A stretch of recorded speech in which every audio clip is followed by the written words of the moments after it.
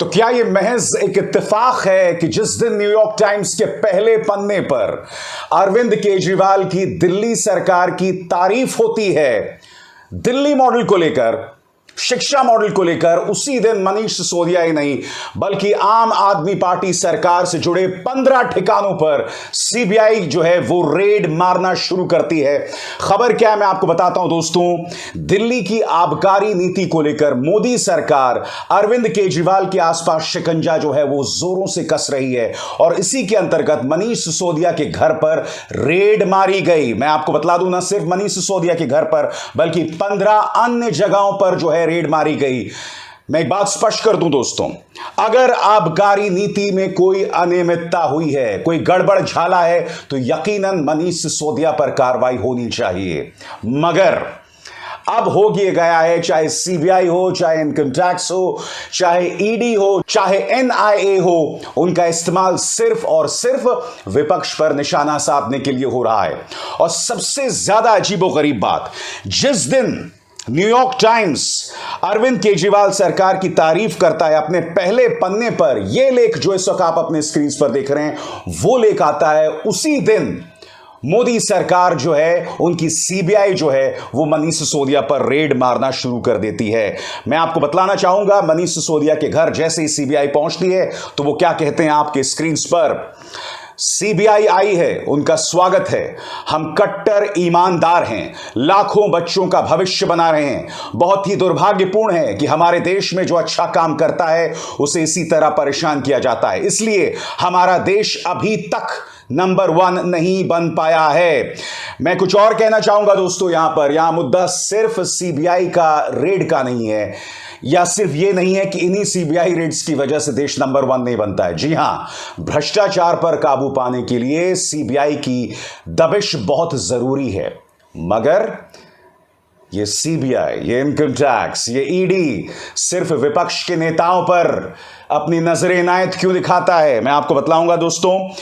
अरविंद केजरीवाल ने इस पर कड़ी प्रतिक्रिया दी है, आपके स्क्रीन पर अरविंद केजरीवाल की प्रतिक्रिया। अरविंद केजरीवाल क्या कह रहे हैं? जिस दिन अमेरिका के सबसे बड़े अखबार न्यूयॉर्क टाइम्स के फ्रंट पेज पर दिल्ली शिक्षा मॉडल की तारीफ और मनीष सिसोदिया की तस्वीर छपी, उसी दिन मनीष के घर केंद्र ने सीबीआई भेजी। सीबीआई का स्वागत है, पूरा कोऑपरेट करेंगे। पहले भी कई जांच रेड हुई, कुछ नहीं निकला, अब भी नहीं निकलेगा। मैं आपको याद दिलाना चाहूंगा दोस्तों, कुछ दिन पहले की बात है, अरविंद केजरीवाल ने एक इंटरव्यू में कहा था कि मनीष सिसोदिया पर जल्द रेड हो सकती है, और ना सिर्फ रेड हो सकती है बल्कि यह भी कहा था कि मनीष सिसोदिया को गिरफ्तार किया जा सकता है। यह अपने आप में बहुत कुछ कहता है और इसकी भविष्यवाणी बहुत पहले अरविंद केजरीवाल ने कर दी थी। जाहिर सी बात है, इस घटनाक्रम को लेकर जो है आम आदमी पार्टी बहुत उग्र हो गई है। क्या कहती हैं उनकी विधायक आतिशी मरलेना आपके स्क्रीन पर। आज एक तरफ मनीष सिसोदिया द्वारा लाई गई शिक्षा क्रांति देश के सबसे बड़े अखबार न्यूयॉर्क टाइम्स के पहले पन्ने पर है, और दूसरी ओर भाजपा की केंद्र सरकार मनीष सिसोदिया पर सीबीआई की रेड करवा रही है। ऐसा लगता है कि भाजपा को यह सहन नहीं हो रहा कि दिल्ली में लाखों गरीब बच्चों को बेहतर शिक्षा मिले। दोस्तों, आपके स्क्रीन पर न्यूयॉर्क टाइम्स का यह लेख जिसमें मनीष सिसोदिया एक बच्ची के साथ खड़े हैं और उनका बयान भी यहां दिखाया गया है, are children are worth it, यानी कि हमारे बच्चे अच्छी शिक्षा डिजर्व करते हैं और उनका ख्याल रखा जाना चाहिए। प्रॉब्लम ये हो गई है दोस्तों, आज पूरी दुनिया जो है ना वो एक गांव बन गया है। क्यों? क्योंकि हम सब इंटरनेट से जुड़े हुए हैं। न्यूयॉर्क टाइम्स में यह आर्टिकल आता है और उसी सुबह मनीष सिसोदिया के घर में रेड और कड़ी कार्रवाई। अब आप कहेंगे यहां इनकम टैक्स क्यों नहीं पहुंची, यहां ईडी क्यों नहीं पहुंची, सीबीआई क्यों पहुंची? तो जैसे कि आप में से कई लोग जानते होंगे, सीबीआई सरकारी मुलाजिमों, सरकारी अधिकारियों और मंत्रियों के भ्रष्टाचार में दखल देती है। अब आबकारी नीति को लेकर आपको याद होगा, एलजी साहब ने पहले से ही जांच के आदेश बिठा दिए थे और ऐसा महसूस किया जा रहा था कि जल्द से जल्द मनीष सिसोदिया जो हैं वो कटघरे में आएंगे, वो शिकंजे में आएंगे, और जैसा कि हमने कहा था वही हुआ है। मैं आपको बतलाना चाहूंगा कि मोदी सरकार लगातार अरविंद केजरीवाल के आसपास जो है अपना शिकंजा कस रही है। ये ना भूलें कि उनके एक मंत्री सत्येंद्र जैन ईडी की गिरफ्त में हैं और वो अब भी जेल में हैं। इसी तरह से कई मंत्रियों पर यह शिकंजा कसा जा रहा है। लगातार मोदी सरकार विपक्ष को इसी तरह से खत्म करना चाहती है। आपके सामने महाराष्ट्र की पूरी मिसाल, वहां तो पूरी की पूरी सत्ता पलट गई। गौर कीजिए कौन कौन लोग जेल में हैं। नवाब मलिक जेल में थे, अनिल देशमुख जेल में थे, इसके अलावा संजय राउत वो भी जेल में, यानी कि तीन लोग पिछली अघाड़ी सरकार के जेल में थे। और इसी तरह से ईडी जो है वो निशाना साध रहा है विपक्ष पर। पश्चिम बंगाल की भी आपके सामने निगाह है। दिक्कत क्या है दोस्तों कि यकीनन सीबीआई का काम, इनकम टैक्स का काम और ईडी का काम भ्रष्टाचार पर अंकुश डालने का होता है और ये उन्हें करना भी चाहिए। मगर जब आपके निशाने पर सिर्फ विपक्ष हो तो ऐसे में उनकी विश्वसनीयता खत्म होती जाती है। ऐसे में जो जेन्युइन केसेस भी होते हैं, यानी कि जो वाजिब मामले भी होते हैं विपक्ष के, उस पर भी फिर जनता सवाल उठाने लगती है कि देखिए ये सिर्फ इसलिए रेड मारी जा रही है क्योंकि ये मोदी के विरोधी हैं। और ये ना भूलें, अरविंद केजरीवाल लगातार भारतीय जनता पार्टी को चुनौती दे रहे हैं। मैं आपको याद दिलाना चाहूंगा दोस्तों कि इस साल के अंत में गुजरात के चुनाव हैं, हिमाचल प्रदेश के चुनाव है और इन दोनों ही राज्यों में अरविंद केजरीवाल मोदी सरकार को सीधी चुनौती दे रहे हैं। अफसोस की बात यह है दोस्तों कि ये जो पक्षपात, ये जो एक तरफा एटीट्यूड है मोदी सरकार का जांच एजेंसीज को लेकर, इस पर कोई बात नहीं करना चाहता, कोई भी बात करने से डरता है। उल्टा जब विपक्ष की बारी आती है तो मीडिया भी बहुत उग्र हो जाता है। मैं आपको एक छोटी सी मिसाल देता हूं।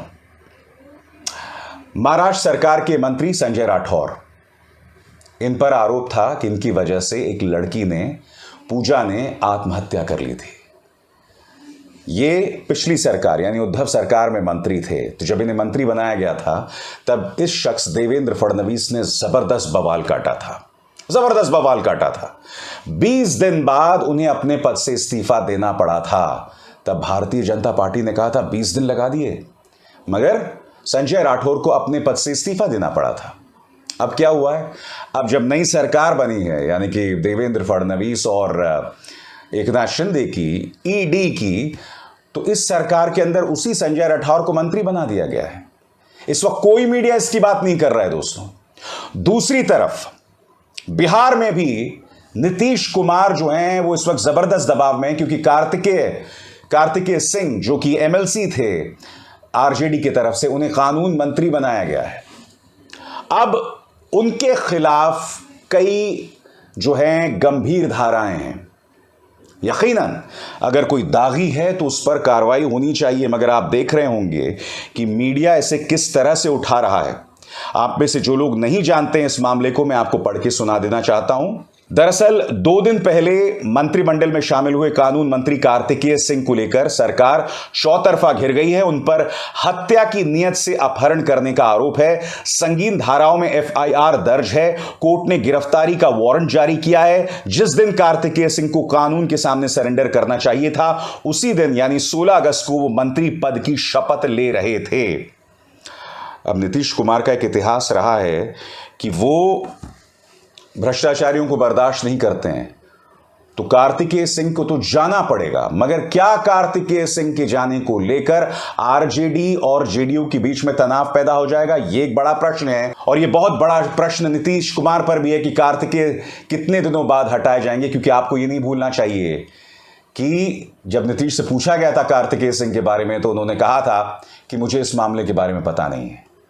बहरहाल आज हम बात कर रहे हैं मनीष सिसोदिया की दबिश, सीबीआई की जबरदस्त 15 जगहों पर रेड, आबकारी नीति को लेकर दबिश डाली जा रही है और अरविंद केजरीवाल के आसपास शिकंजा लगातार कसा जा रहा है।